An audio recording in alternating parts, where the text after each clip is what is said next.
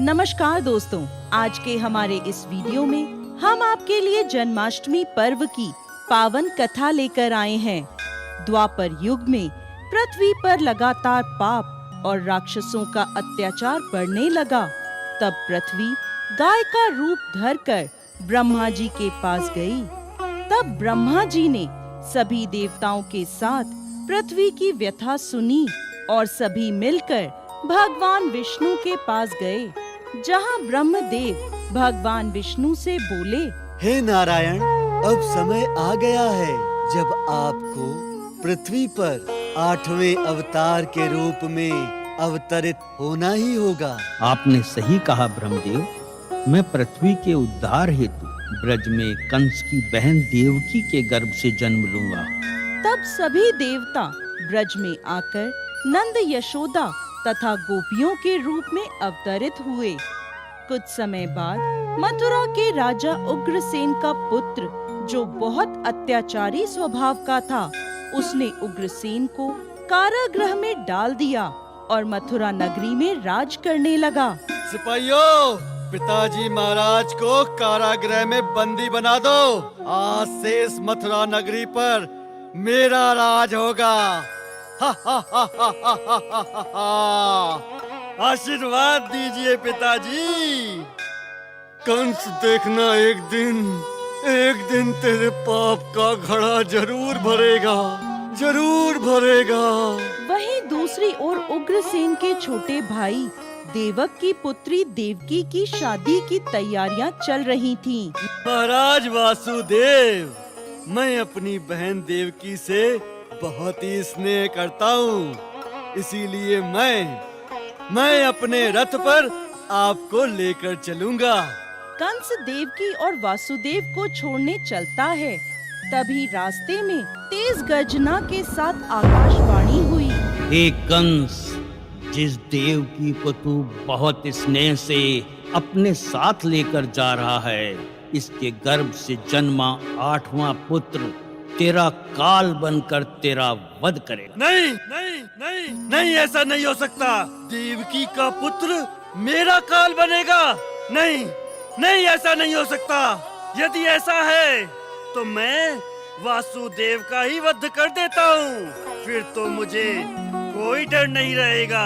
नहीं भैया नहीं, मैं वादा करती हूँ, मेरी 8वीं संतान पैदा होते ही मैं आपको दे दूंगी, लेकिन आप इनका वध मत करो भैया, मत करो, मुझ पर दया करो। तो ठीक है, लेकिन अब से तुम दोनों मथुरा के कारागृह में मेरे बंदी बनकर रहोगे। कंस ने वासुदेव और देवकी दोनों को काल कोठरी में बंदी बना लिया। समय बीतता गया। जैसे ही देवकी के कोई भी पुत्र पैदा होता, कंस उसे ले जाता और मार देता। ऐसे ही देवकी को अब 8वीं संतान पैदा होने वाली थी। सुनो सिपाहियों, देवकी की 8वीं संतान के पैदा होने का समय पास आ रहा है। कारागार का पहरा और कड़ा कर दिया जाए। जो आज्ञा महाराज। उधर वासुदेव के मित्र नंद की पत्नी यशोदा को भी संतान होने वाली थी। जिस समय नंद और यशोदा के घर एक कन्या ने जन्म लिया, उसी समय यानी भाद्रपद के कृष्ण पक्ष की अष्टमी के रोहिणी नक्षत्र में श्री कृष्ण ने देवकी और यशोदा के यहाँ जन्म लिया। उनके जन्म लेते ही देवकी बेहोश हो गई और तेज प्रकाश के साथ भगवान विष्णु वासुदेव के सामने प्रकट हुए। हे वासुदेव, कंस के संहार के लिए ही मैंने अवतार लिया है और तुम तत्काल मुझे नंद के यहाँ पहुँचा दो और नंद के घर जन्मी कन्या को कंस को सौंप दो। देखते ही देखते कारागृह के द्वार अपने आप खुल गए। सभी पहरेदार गहरी नींद सो गए और वासुदेव की हथकड़ियां भी खुल गईं। वासुदेव ने कृष्ण को एक टोकरी में रखा और गोकुल की ओर चल दिए। तेज बारिश और तूफान के बीच नन्हे कृष्ण को लिए वासुदेव चले जा रहे थे। भगवान श्री कृष्ण के चरणों को स्पर्श करने की चाह से यमुना नदी ऊपर की ओर बढ़ने लगी। हे प्रभु, हे प्रभु, यमुना का स्तर तो लगातार बढ़ता ही जा रहा है। अब मैं क्या करूं? तभी भगवान श्री कृष्ण ने अपना पैर टोकरी से लटका दिया।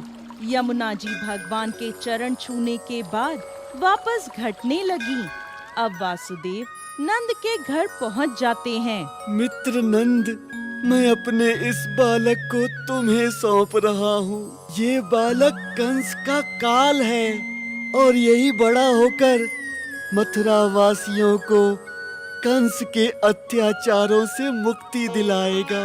वासुदेव माया रूपी नंद की कन्या को लेकर वहाँ से चल दिए। उनके लौटते ही कारागृह के द्वार बंद हो जाते हैं। वासुदेव के हाथों में हथकड़ियाँ पड़ जाती हैं और सिपाही नींद से जाग जाते हैं। अरे ये तो बच्चे की रोने की आवाज है। महाराज कंस को सूचना देता हूँ। अरे ये क्या? ये तो पुत्री की जगह पुत्री है। महाराज की जय हो, महाराज की जय हो। महाराज, देवकी ने पुत्री की जगह पुत्री को जन्म दिया है। क्या? ऐसा कैसे हो सकता है? पुत्र की जगह पुत्री? विधि का विधान कैसे बदल गया? भैया, इसे छोड़ दो भैया, ये तो पुत्री है। आपका काल तो मेरा पुत्र था, इसे छोड़ दो। परंतु कंस ने देवकी की एक ना सुनी और उस कन्या को वध करने ले गया। तभी वह कन्या उसके हाथ से छूटकर देवी का स्वरूप धारण कर लेती है। हे क्रूर कंस, मुझे मारकर तुझे कोई लाभ नहीं मिलेगा। तुझे मारने वाला तो जन्म ले चुका है और गोकुल में पहुंच गया है। ये देखकर